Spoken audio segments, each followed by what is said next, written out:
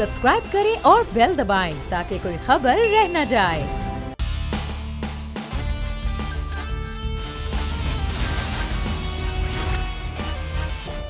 अस्सलामुअलैकुम। The special report with Mudassar Iqbal के साथ हाजिर खिदमत है। नाज़रीन, खित्ते के तमाम ममालिक इस वक्त सबसे ज़्यादा जो नज़र रखे हुए हैं वो इस वक्त अफ़गानिस्तान की सूरत हाल पर है, जहाँ पर तालिबान का कंट्रोल इस वक्त हो गया है और इनखला भी जारी है। जहाँ अमरीकी अफवाज का इनखला जारी है, वहीं पर अमेरिकन जो सिविलियंस हैं, बाकी इदारों में काम करने वाले वो लोग और ख़ुद अफ़गान बहुत बड़ी तादाद में वहाँ से इनखला कर रहे हैं। काबुल एयरपोर्ट की सूरत हाल बड़ी गंभीर सी है। कुछ ही देर पहले भी कुछ वाक़यात हवाई फायरिंग के हैं कि लोगों को पीछे हटाने की कोशिश की गई है।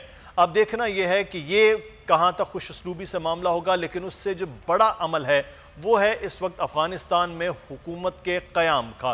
हुकूमत के क़याम के हवाले से बार बार ये बात हो रही है कि तमाम एथनिक ग्रुप जो हैं, तमाम स्टेक होल्डर जो अफ़गानिस्तान के हैं, वो इस हुकूमत में क्या शामिल होंगे या नहीं। तालिबान उनको किस तरह से इस हुकूमत का हिस्सा बनाएंगे और कितने हद तक हिस्सा बनाएंगे, ये एक बड़ा अहम पॉइंट है। खित्ते के ममालिक में दो बड़े अहम ममालिक, एक रशिया और दूसरा चाइना, दोनों ने इशारा भी कर दिया है। सलामती कौंसिल के इजलास में तो वाज़ेह तौर पर उन्होंने बात की कि हम राब्ते में हैं और अब मदद की भी बात हो रही है कि वो अफ़गानिस्तान की जो आने वाली हुकूमत है उसके साथ ताउन भी करेंगे, मदद भी करेंगे। पाकिस्तान भी मुसलसल इस वक्त नज़र रखे हुए है हालात पर और साथ ही साथ पाकिस्तान भी खित्ते के उन ममालिक के साथ ही कोई फैसला करने आगे जा रहा है। पाकिस्तान की बहरहाल इस वक्त बड़ी अहमियत इसलिए भी हो गई है कि काबुल एयरपोर्ट से इस्लामाबाद एयरपोर्ट की जानिब मुसलसल परवाज़ें जो हैं वो खुली हैं और लोगों को वहाँ से निकाला भी जा रहा है। और लेकिन एक और ख़बर जो वाशिंगटन पोस्ट में अहमद मसूद, जो अफ़गानिस्तान के कमांडर अहमद शाह मसूद के साहबजादे हैं, उन्होंने लिखा है कि वो तालिबान के ख़िलाफ़ मज़ाहमत करेंगे। उन्होंने मदद भी मांग ली है अमरीका से। इस सूरत हाल पर बात करेंगे। अली सरवर नकवी साहब हमारे साथ मौजूद हैं, फॉर्मर एम्बेसडर हैं, तज्ज़ियाकार हैं। बहुत शुक्रिया सर, आपने हमें वक्त दिया। अली सरवर नकवी साहब हमारे साथ मौजूद हैं। ब्रिगेडियर रिटायर्ड सैयद गज़नफ़र अली साहब, बहुत शुक्रिया ब्रिगेडियर साहब, आपके वक्त का हमारे साथ मौजूद हैं और हमें कुछ ही देर में ज्वाइन भी कर रहे हैं। पीजे मीर साहब भी सीनियर सहाफ़ी तज्ज़ियाकार हैं। आगाज़ करेंगे अली सरवर नकवी साहब आपसे। ये हुकूमत के जो बनाने का अमल इस वक्त जो तेज़ी के साथ है कि बातचीत भी हो रही है, जो मुख्तलिफ अफ़गान तालिबान के रहनुमा हैं वो भी पहुँचना शुरू हो गए हैं। आप ये देख रहे हैं कि जो अभी तक के पिछले 5 दिन गुजरे हैं, काफ़ी सुकून के साथ काबुल के हालात और मामलात चल रहे हैं। यही अमल जल्द मुकम्मल हो जाएगा? अगर ये अमल तूल पकड़ता है खुदा न खास्ता हुकूमत बनाने का, तो क्या इसके मुस्मरात होंगे?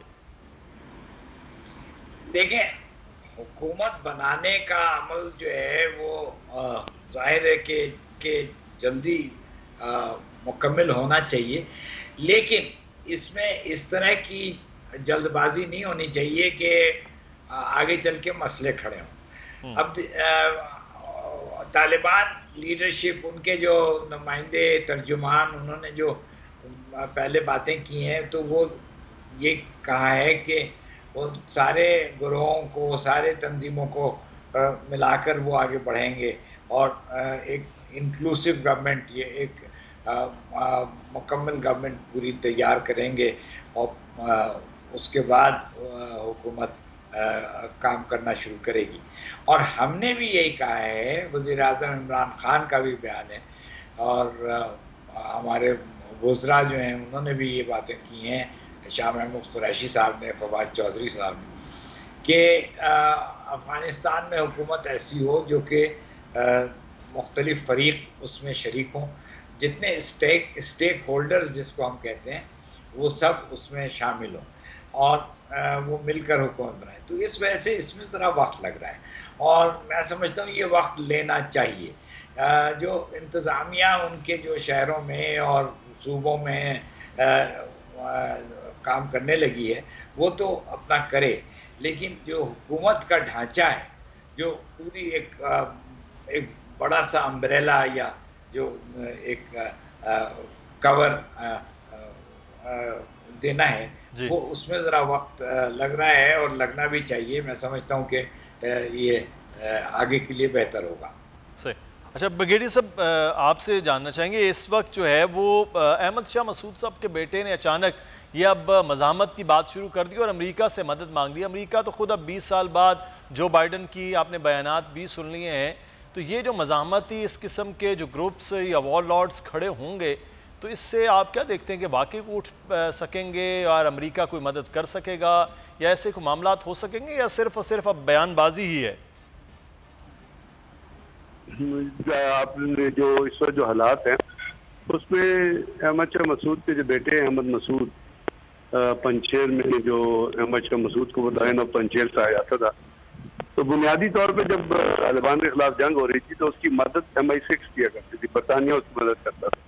और MI6 के एजेंट से जो वर्कर जो उनके वो उनसे डायरेक्ट कांटेक्ट में, कांस्टेंट कांटेक्ट में रहा करते थे और वो बड़ा कोवर्टली आके उससे मिला करते थे, डायरेक्ट फ्लाइट्स भी नहीं होती। अब इस वक्त और ताजिक रिलेशन है, एक बड़ी प्रोपोर्शन है उसका, बहुत सारे ताजिक फौजी जो थे वो अफगान डिफेंस फोर्सेस में भी शामिल हुए थे। तो इस वक्त जो मुज़ाकरात, मेरा ख्याल ये है, जो मेरा है कि उस वक्त इसको उसने जो इनिशियल जो स्टेटमेंट दी थी उसमें उन्होंने उसने कहा था कि जी मैं पॉलिटिकल सेटलमेंट के लिए तालिबान से बात करने के लिए तैयार हूँ, और उसके एक इंटरव्यू भी दिया था उसके पर बेस करके अहमद मसूद ने। लेकिन अभी तक जो डेवलपमेंट सामने आई है उसमें जो पॉलिटिकल लीडरशिप से बात हो रही है उसमें हामिद करज़ई से तो बात हो गई, अब्दुल्ला से बात हो गई, और अभी तक अहमद मसूद से बातचीत का कोई इंडिया सामने आया नहीं है। तो होना ये चाहिए कि उसको भी, क्योंकि वो भी पॉलिटिकल, उसके फादर जो था वो बहुत इन्फ्लुएंशियल था और वो भी एक पॉलिटिकल लीडर है, तो उसको भी उस बातचीत में शामिल करना या शामिल होना ज़रूरी है, ताकि उसको किसी तरह की जो कहते हैं ना वो आइसोलेशन का या किसी किस्म की डेप्रिवेशन का एहसास ना हो। तो मेरा ख्याल लगता है मुझे ये उसने बयान फ्रस्ट्रेशन में दिया। अगर तालिबान उसको अप्रोच करते हैं, अगर वो उससे बातचीत करते हैं, अगर वो उसको एंगेज करते हैं, तो ये चीज़ जो है सेटल हो सकती है। अमेरिका से मदद की आपने बात की, तो अमेरिका से तो खुद जो बाइडन एक्सप्लेनेशन दे रहा है कि जी मैंने क्यों विड्रॉ किया, क्या वजह थी, क्या चाहिए था, क्या नहीं चाहिए था। तो अमेरिका तो इस पोजीशन में नहीं है कि वो अब क्या करेगा। देखिए तालिबान शहरों में आ गए, अस्पतालों में आ गए, दफ्तरों में, ऑफिस में आ गए। अब अमेरिका क्या बमबारी करेगा? क्या बमबारी करके सिविल पॉपुलेशन को मारेगा? किस तरह करेगा, क्या करेगा, तो इसलिए वो कंपल्शन है। इस तालिबान को भी कोई फोरसाइट का मुजाहरा करना जरूरी है। और इवन मैं तो ये कहूँगा कि हमारे जो एम्बेसडर है जिन्होंने मुलाकात की है अब्दुल्ला से और हामिद करज़ई, उनको चाहिए कि वो ताजिक्स को भी एंगेज करें अगर मुलाकातें कर रहे हैं, और तालिबान को भी इनिशिएटिव लेना चाहिए कि अगर आपने पॉलिटिकल इंक्लूसिव गवर्नमेंट बनानी है तो सिर्फ पश्तूनों की तो नहीं होनी चाहिए ना, उसमें फिर पश्तून भी हो, उज़्बेक भी हो, ताजिक भी हो। ये वो पश्तूनों के अलावा ये वो एथनिसिटीज हैं जो अफगानिस्तान के अंदर रहती हैं और जिनकी काफी परसेंटेज बनती है। तो अगर ये तमाम लोग शामिल हो जाएंगे और अहमद मसूद को इनवाइट कर लिया जाएगा, उससे बातचीत का सिलसिला शुरू हो जाएगा, तो ना तो वो रेजिस्ट करेगा और ना ये अमेरिका की इमदाद का कोई आगे जिक्र आएगा। बिल्कुल, ये कि तमाम एथनिक ग्रुप को जितनी भी वहाँ पर मौजूद हैं उनका हिस्सा होना था। और ताजिक बहुत बड़ा एक वहाँ एथनिक ग्रुप है और जो अफगान वॉर के अंदर भी उनका बड़ा एक हिस्सा रहा है। अच्छा, मैं एक चीज़ अली सरवर नकवी साहब आपसे ये जानना चाहूँगा, आज नेटो अफवाज वज़ीर ख़ारजा का जो है वो नेटो ममालिक के वो हंगामी इजलास भी हो रहा है अफ़गानिस्तान की सूरत हाल के हवाले से, लेकिन जो रशिया और चाइना का इस वक्त रोल है ख़ास तौर पर क्योंकि ख़ित्ते में दो बड़े ममालिक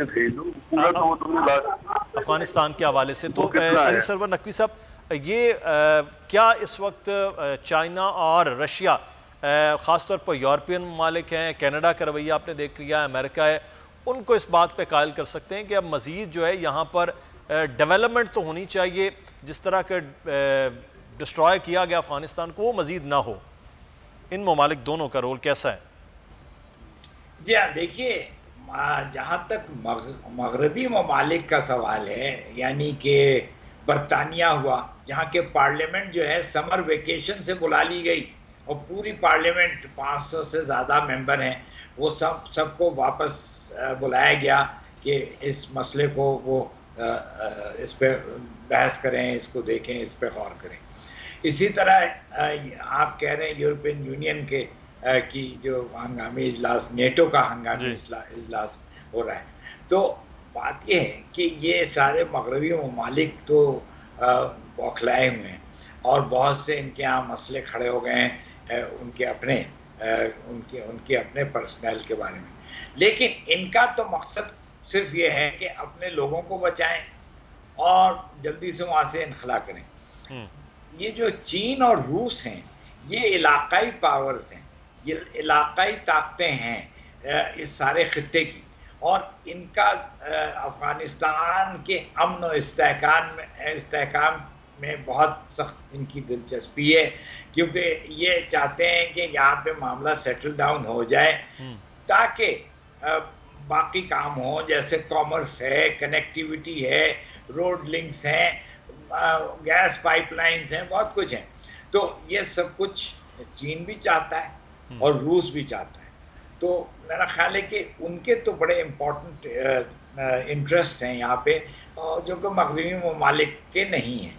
मगरबी ममालिक अपनी जान बचाने के फिक्र में हैं, ये लोग नए नाते बनाने के ख़्वाह हैं। ये चाहते हैं कि यहाँ अफ़गानिस्तान में अमन हो और फिर अफ़गानिस्तान से ये अपना राब्ता रखें।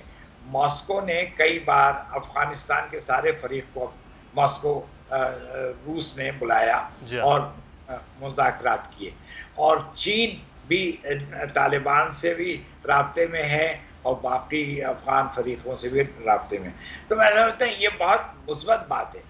ये जो दो हमारी इलाकाई ताकतें हैं, इन दोनों को इस मामले में अब काफ़ी दिलचस्पी हो रही है, और ये इसको हमें भी मज़ीद फ़रोग़ देना चाहिए। हम बल्कि मैं तो एक और जगह कह रहा था कि हमें खुसूसी नुमाइंदे भेजने चाहिए चीन और रूस, क्योंकि हमें भी दिखाना है कि हम भी इस मसले में बहुत दिलचस्पी रखते हैं, और हमारा भी बहुत अहम कौमी मफाद है कि अफ़गानिस्तान में अमन और इस्तेहकाम हो।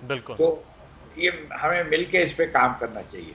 अब ये अभी जो बात आपने की है, नुमाइंदे भी भेजने चाहिए, उससे पहले पाकिस्तान के सफ़ीर के हवाले से जैसे ब्रिगेडियर साहब भी फरमा रहे थे कि मुख्तलिफ स्टेक होल्डर से वहाँ पर जो एथनिक ग्रुप है उनसे मुलाकातें, तो पाकिस्तान का बहरहाल किरदार तो है कि अफ़गानिस्तान के अंदर अमन हो, लेकिन जो वो अफ़गानों ने अपने मुस्तकबिल का वो करना है खुद से ही। पीजे मीर साहब हमारे साथ मौजूद हैं। मीर साहब, इस वक्त बड़े बदले हुए अफ़गान तालिबान के पिछले 5 दिन से आप रोल देख रहे हैं, लेकिन इस बदले हुए रोल में एक चीज़ जो है वो यहाँ पर नज़र आती कि अमेरिका का इनखला तो हो रहा है, लेकिन अमेरिका अगले आने वाले वक्त में भी असासे भी उनके डॉलर्स वो मुंजमद कर रहे हैं। तो एक मुश्किल इस वक्त तालिबान के लिए है कि एक तरफ तालिबान अंदर अफ़गानिस्तान में हुकूमत और दूसरा बैरूनी प्रेशर। किस तरह से आप देख रहे हैं मुस्तकबिल आगे टैकल करना तालिबान का, जिस तरह से उन्होंने 5 दिन में किया है, आगे क्या देख रहे हैं सर? देखिए मुदस्सिर, जिस तरह अमेरिका ने किया है ये सब कुछ सॉरी बेग योर पार्डन, जिस तरह इन्होंने जो तालिबान ने किया है बड़े जल्दी, इसी तरीके से अमेरिका ने भी उसका बड़ा जल्दी रिएक्शन दे दिया है। उनके बिलियंस ऑफ डॉलर्स के जो एसेट्स हैं उन्होंने फ्रीज कर दिए हैं। उन्होंने लिटरली अमेरिका इसको तालिबान को और अफ़गानिस्तान को लिटरली अभी क्रिपल कर दिया है। इस वक्त जो गवर्नमेंट्स हैं वो अफ़गानिस्तान को रिकग्नाइज नहीं कर रही। वो कह रही हैं कि हम वेट करेंगे कि देखेंगे कि इनका एक्चुअल लेजिटिमेट जो आप कह लो कि जो एयर होगा जो गवर्नमेंट रन करेगा वो कौन है। एम्बेसीज वहाँ से चली गई हैं except for the Chinese embassy जो कि काम कर रही है। लेकिन हमने ये सारी सूरत हाल को देख के और फिर अपने आप को एक ऐसी पोजीशन में लेके आना है कि जहाँ हमारी पोजीशन कॉम्प्रोमाइजिंग ना हो। याद रखें, हिंदुस्तान आपको हर तरीके से यहाँ मुलव्वस करने की कोशिश करेगा। आपने ये जो आइसोलेटेड इंसिडेंसेस आप देख रहे हैं, ये सब ये रॉ करवा रहा है, ये एक डाइवर्जन क्रिएट करवाएगा। और उसके साथ जो अमेरिकन हैं वो इंडिया को कहेंगे कि आप प्ले ऑफ करो, क्योंकि ये तो उसका प्रॉक्सी पार्टनर है। और बेसिकली जो हिंदुस्तान को जो मार पड़ी है, बहुत बड़ी मार पड़ी है कि उनके काउंसलेट्स वहाँ उन्होंने ख़त्म कर दिए। उसके साथ साथ उन्होंने देखा कि उनकी जो एम्बेसीज थे उस पर उन्होंने इनको काफ़ी मारा शारा। तो एक मोदी को भी मार पड़ गई है बड़ी अच्छी, उधर से अमेरिका को भी मार पड़ गई है। ये रेवोल्यूशन जो इसकी अगर गहराई में जाए, ये तो बड़ी देर का तैयार हो रहा था। 79 से लेके 89 तक मुदस्सिर इन्होंने जो यंग बच्चे लड़के अंदर ये इनलिस्ट किए थे, वो आज वही आर्मर्ड कोर के टैंक्स चला रहे हैं, वही हेलीकॉप्टर्स चला रहे हैं, because they were all planted. और यही अभी इसी ये जो इसके अमेरिकन दौर के अंदर भी यही वो लोग थे। आपने देखा कि जहाँ तालिबान आए उन्होंने गन्स रखी, हेलीकॉप्टर्स उनके लिए तैयार कर दिए। सो ये एक इंटरनल रेवोल्यूशन है। अमेरिका को और रशिया को पता चल गया है कि हमने भी ट्राई किया, अमेरिका ने भी ट्राई किया, अफ़गान किसी के हाथ आने वाले नहीं है। लेकिन इसको हमने कल्टीवेट करना है into a more sophisticated area. Pakistan के लिए मैं समझता हूँ एक बहुत अच्छा एवेन्यू है to rebuild Pakistan, to rebuild Afghanistan, to go there, trade अपना बढ़े। हमारा अनऑफिशियल जो ट्रेड है 2 बिलियन से ऊपर है, जो ऑफिशियल है बिलियन पे हम इसको लेके जाते हैं। हम इसको बड़ा कल्टीवेट कर सकते हैं। पाकिस्तान के लिए एक बहुत अच्छी पोजीशन भी है, लेकिन साथ साथ एक बड़ी, मैं समझूंगा एक केयरफुल पोजीशन भी है। हमने दोनों को इसको आप कह लो कि तराजू में रखना है, और दोनों को एक ऐसे तराजू से देखना है कि जिसमें हम वो स्टेप ना लें कि जिसमें हम भी वर्ल्ड से आइसोलेट हो जाएं। तो आई थिंक ये एक डेवलपिंग स्टोरी है मुदस्सिर, जिसपे हमने सारों ने काम करा। देखिए, केयरफुल पोजीशन की जो आप बात कर रहे हैं वो भी बहुत ज़्यादा अहम है। ब्रिगेडियर साहब, केयरफुल अगर पोजीशन की बात करते हैं तो अमेरिका जो है वो उसका इस वक्त स्ट्रेटेजिक पार्टनर के तौर पर इंडिया है। जितना इंडिया को मार पड़ गई है, जो पीजे मीर साहब भी बात कर रहे हैं, वो अभी तक उनको भी ये समझ नहीं आ रहा। उनका मीडिया जिस तरह चीख रहा है वो आप भी देख रहे हैं। लेकिन सर, इतनी जल्दी इंडिया जो है वो इस चीज़ों को भी तस्लीम नहीं करेगा। अमेरिका जो इस खित्ते के अंदर इजारादारी रखी है 20 साल तक, उसको भी उतनी जल्दी नहीं छोड़ेगा।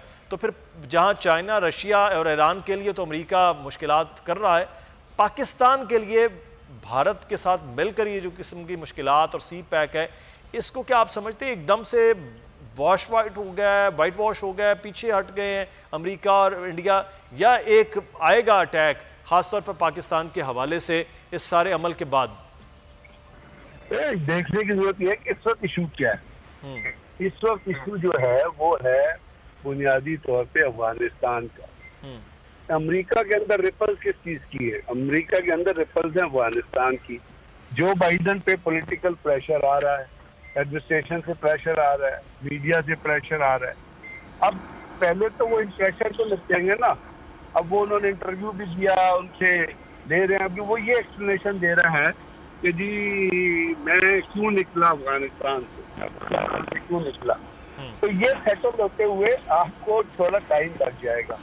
इंडिया जो है वो ऑलरेडी अपनी उसमें एक लॉस की कंडीशन में है, और वो चाह रहा है कि पाकिस्तान को इस तमाम चीज का जिम्मेदार ठहराता रहे और इल्जाम तराशी करता रहे। तो ये जो सिचुएशन जो इस वक्त है अनफोर्सीन की, और जिस वक्त अफगानिस्तान के अंदर कोई थी वो तो चलेगी। सी पैक बुनियादी तौर पे प्रोजेक्ट है पाकिस्तान का, चाइना का। चाइना का अफगानिस्तान के अंदर कोई इंटरेस्ट है तो, और सेंट्रल एशियन रिपब्लिक के हिसाब से सी पैक भी लिंक करता है अफगानिस्तान को। अफगानिस्तान की हुकूमत से जो बनेगी, लेकिन अभी जो लोग मौजूद हैं उन्होंने जो स्टेटमेंट दी है उसमें उन्होंने ये क्लैरिटी से कह दी है कि जी हम किसी भी सूरत में पापड़ी सतह इस्तेमाल नहीं होने देंगे किसी दहशतगर्द ग्रुप के लिए। इसका मतलब है कि रॉ भी एक दहशतगर्द ग्रुप है, और रॉ ने वहाँ पे अपने बेसिस बनाने लिए थे एनडीएस के साथ मिलकर। इसका मतलब एनडीएस भी दहशतगर्दी की इजाजत देगी। तो ये जो बेसिस इंडिया से छिने हैं उनको इसका फाइनेंशियल लॉस के अलावा इस लॉस की तकलीफ है। तो सी पैक को फिलहाल कोई खतरा नहीं है किसी भी तरीक़ाकार से, क्योंकि चाइना ने अफगानिस्तान से भी कमिटमेंट ले ली है, और चाइना अफगानिस्तान के साथ एंगेज भी है, और रशिया भी अफगानिस्तान के साथ एंगेज है। हमने अपने स्टांस को अगर अपने जियोग्राफिकल बॉर्डर की प्रोटेक्शन को इंश्योर किया, क्योंकि ये तो है कि अपना अमेरिका अफगानिस्तान से निकल गया है, लेकिन CIA की प्रॉक्सीज अफगानिस्तान से नहीं निकली हैं।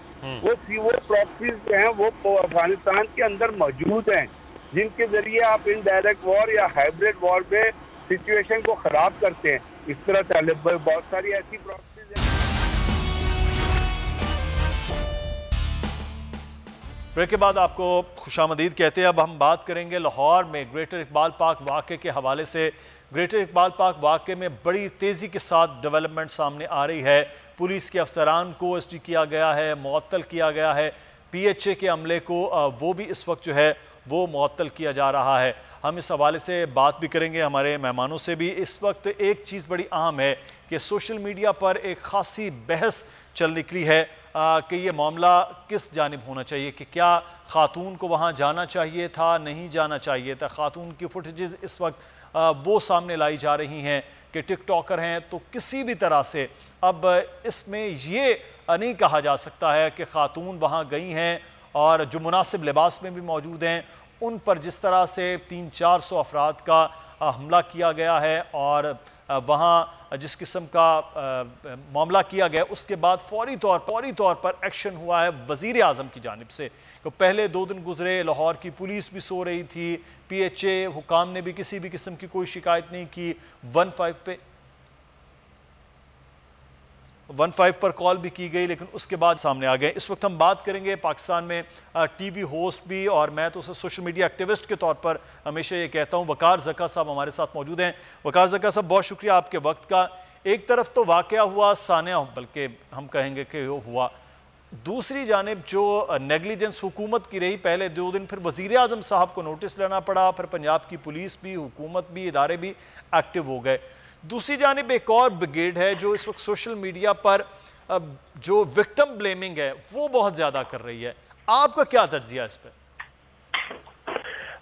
सबसे पहले मैं ये बात क्लियर करना चाहूँगा कि जो भी वाक़या वहाँ पेश आया है, ये दरिंदगी और ये इस किस्म की जो घटिया हरकत है, ये पाकिस्तान में, इंडिया में आपको जो बहुत ही कॉन्सर्ट जब कोई हो रहा हो म्यूजिक का, उसमें भी नजर आती है। हम सज्जाद अली के कॉन्सर्ट में जाते थे, वहां हमने देखा है ऊपर होस्टिंग कर रहे, नीचे लड़की को छेड़ रहे हैं। तो ये लड़की को छेड़ने का अमल बस स्टॉप से लेकर हर जो है वो होता रहा है। अच्छा, पंजाब गवर्नमेंट से मुझे प्रॉब्लम यहाँ पर यह आया कि लास्ट ईयर सेम इसी तरह एक टिकटॉकर ने यहाँ आई और उसने आके यही क्लेम किया, जी मैं मीट एंड ग्रीट रख रही हूँ, और वहां पर जो है एक वाकया हो चुका था। अच्छा, ये जब हो चुका है वाकया, तो फिर पंजाब गवर्नमेंट कोई खवातीन का अलग सेक्शन या फैमिली का सेक्शन, यानी यही अमीरों के लिए अगर कोई चीज होती है तो जी इतनी जबरदस्त अरेंजमेंट होती है कि आप क्या जबरदस्त हो गया, क्योंकि वहां गरीब तबका आता है एंजॉय करने के लिए, तो उनकी फैमिलीज को भी कहते हैं चलो भाई तुम भी। कायदेज़म के मज़ार पे भी यही मसला है, मीनारे पाकिस्तान पे भी यही मसला है कि जी सबको एक साथ ही कहते हैं चलो भी अंदर आ जाओ। अच्छा, अब देखिए आप, जहां तक लड़की के साथ ज्यादती का ताल्लुक है, मैं खुद लाहौर में स्पेशली रुक किया हूँ कि भाई मैं केस प्रोसीड मैं करूंगा, आगे मैं जाऊंगा। मैं उन इन्फ्लुएंसर्स में से, उन लोगों में से नहीं हूं कि जो सिर्फ एक ट्वीट करे और आगे निकल जाए। चलो भाई मैं अपना काम छोड़ के, और मेरा क्रिप्टो करेंसी का काम इस वक्त सबसे अभी अरूज पे चल रहा है, वो पूरा मैं बैठा हुआ नहीं है इस खातून को जो साथ ज्यादती जो है उन्हें लटकाने। लेकिन अब दूसरा पहलू आ जाए, देखिए हमारा वाहिद मुल्क है जहां पर पार्लियामेंट में खवातीन की रिजर्व सीट्स है, लाइनें लगी होती है ना लंबी लंबी, वहां पर आप भी खड़े होते हैं, आप कहते नहीं यार पहले आप मैडम अपना जो भी है आप काम कर ले। ऐसे होता है दुनिया में, कहीं नहीं होता। बस में खड़े होते हैं, वो कहते हैं आप बैठ जाए मोहतरमा, हम मर जाते हैं। औरतों को इतने जो राइट्स मिलते हैं, तो भाई सारे मर्दों को कसूर थोड़ी होगा। वकार ज़का, अब मैं बड़ी तल्ख बात करने लगा हूँ जी, वकार ज़का कमरे में किसी लड़की के साथ इलीगल एक्टिविटी करता है, वहां किसी का कत्ल हो जाता है, ठीक है, पाकिस्तानी माशरा बुरा हो गया। अच्छा जी, पूरा पाकिस्तानी माशरा बुरा हो गया। ये जो पूरा पाकिस्तानी माशरा बुरा है ना, ये काबुल की न्यूज कहाँ गई है बताएं मुझे? काबुल दब गया ना सब कुछ। भाई ये बात देखा करें कि उसके साथ जो ज्यादती हुई है, मोटरवे केस में भी हम एंड तक लड़े, लेकिन यहाँ पर खातून जो है, अब खातून ने जब बैकग्राउंड, मेरा इख्तिलाफ है, मैं फेक और प्लांटेड इसको जब बोलता हूँ, जब बैकग्राउंड म्यूजिक लगा के और इस पे स्टार प्लस की तरह इफेक्ट्स लगा के इस इवेंट को कोई होस्ट या कोई भी बंदा ट्रीट कर रहा हो, मीडिया से यहाँ इख्तिलाफ। और इस खातून से मुझे इख्तिलाफ ये होता है कि यार पुलिस कार्रवाई कर रही है, सोशल मीडिया पूरा आपके साथ है। दुनिया में कहीं रेप के बाद में चैलेंज करता हूं, आप इंडिया उठा लें, इंडिया में इतने रेप होते हैं, आप कहीं माशरे में इतनी ज्यादा लोग एहसास नहीं रखते। पूरा पाकिस्तानी इस वक्त लगे हुए हैं कि यार इस मसले का हल निकले। कहाँ होते हैं भाई दुनिया में, कहाँ होता है मुझे बताएं। उसके बाद वो लड़की जाके इंटरव्यू दे रही है, बैकग्राउंड म्यूजिक लग रहा है, एक इंटरव्यू, 2 इंटरव्यू, मैं कह, और उसके फिर आप इंस्टाग्राम देखें, इंस्टाग्राम के ऊपर तस्वीरें कैसी डाल रही है, फिर कह रही है मैं ऐसे कपड़े। मसला यहाँ आ रहा है भाई, मसला ये नहीं आ रहा कि जी हम ये कहना चाह रहे हैं वो लड़की के साथ ज्यादती हुई है वो गलत है, वो सही है और उसने खुद वेलकम किया, हम ये नहीं कह रहे। हम कह रहे हैं उसके बाद अपना रवैया तो ठीक करो, फॉलोअर बढ़ाने के लिए तो काम नहीं करो, अपनी टिकटॉक आईडी को तो नहीं प्रमोट करो ना। यहाँ से लोगों को फिर शक पड़ता है कि अच्छा यार कहीं वो भी तो प्लांटेड नहीं था। बात करें लाहौर साने के हवाले से, इस वक्त हमारे साथ मौजूद हैं डॉक्टर उमैर महमूद साहब। डॉक्टर साहब, ये जो अमल हुआ है, अब एक जानिब तो ब्लेम गेमिंग भी हो रही है, दूसरी जानिब ये कहा जा रहा है कि जनाब ये 400 लोगों को फौरी तौर पर सज़ा भी हो। बुनियादी तौर पर जो शरीयत है वो क्या इस मामले में कहती है कि रियासत को किस तरह से रिस्पॉन्ड करना चाहिए इस अमल में, और अगर ये जो लोग जो नौजवान इस सारे अमल में मुलव्विस हैं, ये इन पर ब्लेम होना चाहिए या जो खातून है जिस पर उन पर ब्लेम होना चाहिए? बिस्मिल्लाहिर्रहमानिर्रहीम। ये वाक़या बहुत काबिल मज़म्मत है। मुहर्रमुल हराम का मुक़द्दस महीना 14 अगस्त का दिन और मकाम मीनार पाकिस्तान यकीनन हमारे सर शर्म से झुके हुए हैं कि मजमूई तौर पर हमें नज़र आता है कि मुआशरा किस कदर एक जिनसी हवस और बेहयाई और बेशर्मी की तरफ जाता जा रहा है।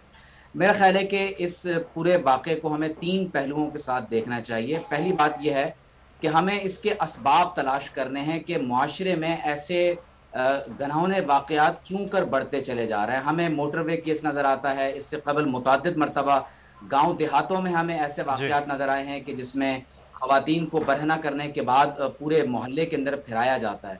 हमारे मुआशरे में आखिर ऐसे लोग ये कहाँ से पैदा हो रहे हैं जो मुसलसल जिनसी और मुआशी हैवान बनते चले जा रहे हैं। तो पहली बात तो ये कि अगर हम मुआशरे में अदल कायम नहीं करेंगे, जालिम को ये मालूम होगा कि मैं जुल्म करता रहूँगा, मुझ पर कोई गिरफ्त नहीं होगी, तो यकीनी तौर पर यह बात जालिमों को हवा देने वाली है, इससे उनकी हिम्मत बनती है। दूसरी मैं गुजारिश ये करूँगा कि हमारे यहाँ वो तमाम लोग जो सोशल मीडिया पर अपने प्रोग्राम्स वगैरह की रेटिंग चाहते हैं, खुदारा जब कभी भी ऐसा कोई वाक़या हो तो किसी ऐसी खातून को उसके फेस को रिवील करते हुए उसके साथ आप प्रोग्राम्स ना करें। इससे उस औरत की इज्जत और इस्मत को आप मजीद पामाल करने की तरफ चले जाते हैं। ग़ज़वा बनु कैनुक़ा क्यों रूनुमा हुआ? उसकी वजह यह थी कि रसूलुल्लाह सल्लल्लाहु अलैहि वसल्लम के अहद मुबारक में एक यहूदी ने जब एक मुसलमान औरत को बरहना कर दिया और बाजार में सबके सामने उसके कपड़े उतार कर उस औरत को छेड़ा, तो नबी करीम सल्लल्लाहु अलैहि वसल्लम ने इस वजह से उस कबीले के साथ मुआहदा तोड़ने की वजह से जंग को बाकायदा शुरू किया। इससे ये अंदाज़ा होता है कि एक औरत की इज्जत और इस्मत किस कदर सेंसिटिव इशू है कि इस वजह से मदीना तैयबा में रसूलुल्लाह सल्लल्लाहु अलैहि वसल्लम ने यहूद के खिलाफ बाकायदा ऐलान जंग भी किया। इसका दूसरा पहलू यह है कि हमारे यहाँ औरतों को अपनी हिफाजत खुद भी करनी चाहिए। अगर औरत खुद यानी इस अंदाज से मुख्तलिफ यानी एतबारात से लोगों को अपनी तरफ माइल करना शुरू कर देगी और उसके बाद मर्दों के एक जमे गफीर के अंदर चलना शुरू करेगी, तो उसको ये बात वाज़ेह हो जानी चाहिए कि जब कभी कोई मर्द या औरत शरीयत इस्लामिया के उसूलों को पामाल करता है तो दुनिया और आखिरत में दोनों जगह उसको नुकसान होता है। अल्लाह ताला ने फरमाया कि इन्नल्लाह यअमुरु बिल अदली वल इहसान व ईताई दिल कुर्बा व यनहा अनिल फहशाई वल मुनकरी वल बगी। अल्लाह ताला ने फहाशी से, मुनकर यानी बुराई से और ऐसी बगावत, ऐसी फहाशी जो आगे बढ़कर एक जत्थे की सूरत इख्तियार कर ले, ये वही है जो मीनार पाकिस्तान पर हुआ है। अल्लाह ताला ने शदीद अंदाज से इसकी नहीं और हुर्मत को बयान किया है। पाकिस्तान पीनल कोड का जब हम आर्टिकल 509 पढ़ते हैं तो हमें यह मालूम होता है कि अगर कोई शख्स औरत की हया की तौहीन करता है तो उसे 3 साल कैद से लेकर 5 लाख रुपए जुर्माना तक हो सकता है। तो मैं ये समझता हूँ कि हमें कानून को नाफिज करने की जरूरत है, शरीयत इस्लामिया के कवानीन को नाफिज करने की जरूरत है और सबसे बढ़कर ये कि औरतों को अपनी इज्जत और इस्मत की हिफाजत की तरफ एक चीज में डॉक्टर साहब एक चीज मैं आपसे यहाँ पर जानना चाहूँगा सर, आप जैसे बात की कि इस किस्म के असबाब क्यों हो रहे हैं कि हैवानी किस्म की ये जो रिएक्ट है वो लड़कों की जानिब से हम ये देख रहे हैं और मुतअद्दिद इस किस्म के वाक़यात छोटे बच्चों के साथ रेप तक के हैं। ये तरबियत का कहीं कोई मामला है कि जहाँ असातिज़ा तरबियत, जहाँ पर वालिदैन की तरबियत का मामला कि बच्चों को घर से गलत और सही का मयार 1 साल 2 साल के बच्चों से शुरू करके उनके जवान 25-30 साल के लड़कों तक की वो तरबियत भी आप समझते हैं कहीं ना कहीं हम बहुत पीछे रह गए हैं, वो तरबियत भी नहीं कर पाए कि इस किस्म का सानियात जो हैं वो एक नहीं मुतअद्दिद सानियात इस किस्म के होते हैं। देखिए, इसमें सबसे बड़ा सबब तो अच्छी तरबियत का फुकदान है। जब मुसलसल इंटरनेट पर यानी फहाशी और बेहयाई से मुतालिक वेबसाइट्स को और फिल्मों को नौजवान देखते रहेंगे तो यकीनन उनके अंदर एक जिनसी हैवान बनने की हवस पैदा होगी। दूसरा बड़ा सबब यह है कि ऐसे लोगों को इबरत का निशान नहीं बनाया जाता। आप देखिए कि हमारे यहाँ मुआशरे में ऐसे किस कदर बड़े बड़े वाक़यात हो जाते हैं, लेकिन ऐसे लोगों पर ना कानून नाफिज होता है, ना ही जुल्म की सजा दी जाती है। और तीसरा जो इसका बड़ा अहम पहलू है जिस पर बार बार मैं तवज्जो दिलाना चाहता हूँ वो ये है कि खुदारा हमारी वो बहनें बेटियां जो इस वक्त मुख्तलिफ सोशल मीडिया की वेबसाइट्स पर खुद अपने आप को बेलिबास करके अपने जिस्म की नुमाइश कर रही हैं, गोया कि वो लोगों को दावत दे रही हैं कि वो उनके साथ नाउज़ बिल्लाहि मिन ज़ालिक इस तरह के मामले को जो है वो आगे बढ़ें। लेकिन मैं यहाँ पर ये बताता चलूं, एक खातून किसी भी किस्म का लिबास पहनती हो, इसमें इस बात का बिल्कुल जवाब पैदा नहीं हो सकता कि सरेआम उस औरत की इज्जत और इस्मत को इस तरह से तार तार कर दिया जाए। ये लोग जालिम हैं, इन्होंने बहुत बड़े जुर्म का इर्तिकाब किया है, यकीनी तौर पर इन्हें करार वाकई सजा हो तो फिर ये अगर रियासत अपनी सजा के और अदल के निज़ाम को रिट को कायम करेगी तो फिर इस किस्म के वाक़यात नहीं होंगे। बहुत शुक्रिया डॉक्टर सदीकी साहब हमारे साथ मौजूद थे। अब है कि पुलिस के अफसरान के भी इस वक्त तबादले और उनको OSD बना दिया गया है, मुअत्तल कर दिया गया है और बड़ी तेज़ी के साथ डेवलपमेंट हो रही है। आखिरकार ये मामला कहाँ जाकर रुकेगा ये देखना बहुत ज़्यादा ज़रूरी है। मुदस्सिर इकबाल को प्रोग्राम से इजाज़त दीजिए, अपना ख्याल रखिए, अल्लाह हाफ़िज़।